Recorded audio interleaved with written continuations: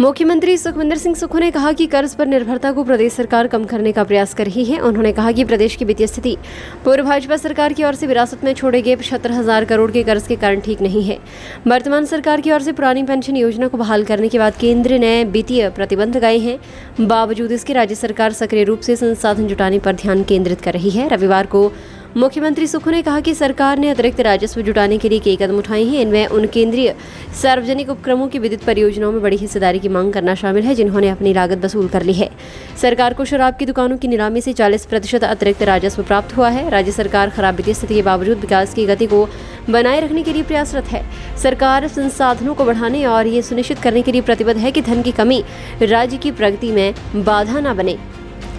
CM Sukhu ने कहा कि पुरानी पेंशन योजना को बहाल करने के निर्णय के बाद वित्तीय वर्ष 2022-23 के लिए उधार सीमा से 1,779 करोड़ की कटौती की गई है। इसके अतिरिक्त खुले बाजार से उधार लेने की सीमा को गत वर्ष की तुलना में लगभग 5500 करोड़ कम कर दिया गया है। दिसंबर 2023 तक प्रदेश सरकार ने 4,259 करोड़ उधार लेने की अनुमति मिली है। साथ ही प्रदेश को लगभग 8,500 करोड़ रुपए की अतिरिक्त अनुमति प्राप्त होने की उम्मीद है।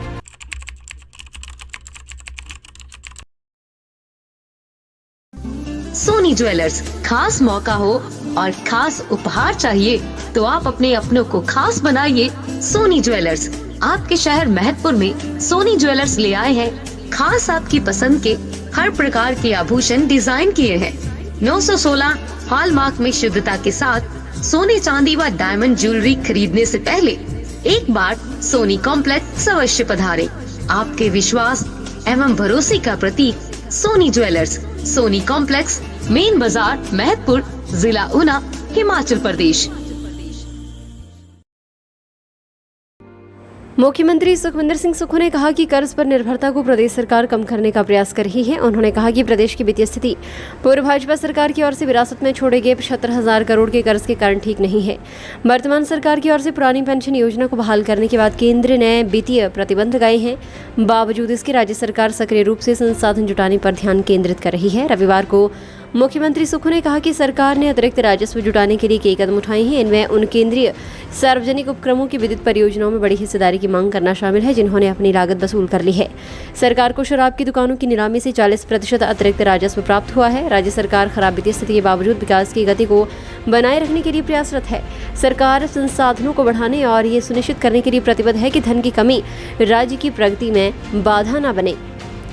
सीएम सुक्खू ने कहा कि पुरानी पेंशन योजना को बहाल करने के निर्णय के बाद वित्तीय वर्ष 2022-23 के लिए उधार सीमा से 1,779 करोड़ की कटौती की गई है। इसके अतिरिक्त खुले बाजार से उधार लेने की सीमा को गत वर्ष की तुलना में लगभग 5500 करोड़ कम कर दिया गया है। दिसंबर 2023 तक प्रदेश सरकार ने 4,259 करोड़ उधार लेने की अनुमति मिली है। साथ ही प्रदेश को लगभग 8,500 करोड़ रुपए की अतिरिक्त अनुमति प्राप्त होने की उम्मीद है। फिलहाल के लिए बस इतना ही और बड़ी खबरों के लिए बने रहिए न्यूज़ सुपर भारत के साथ।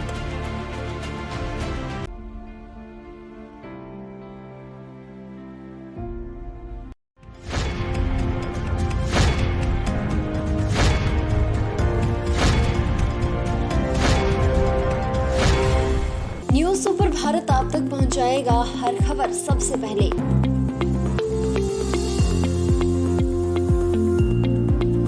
आप तक पहुंचने वाली हर खबर होती है सत्यापित।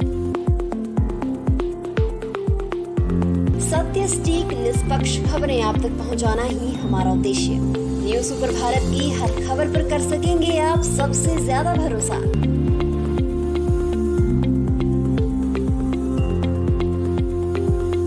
न्यूज़ सुपर भारत, नया उभरता भारत। हर खबर निष्पक्ष दिखाता है news super Bharat. News super Bharat से जुड़ने के लिए फॉलो करें हमारे फेसबुक पेज NSP न्यूज़ को।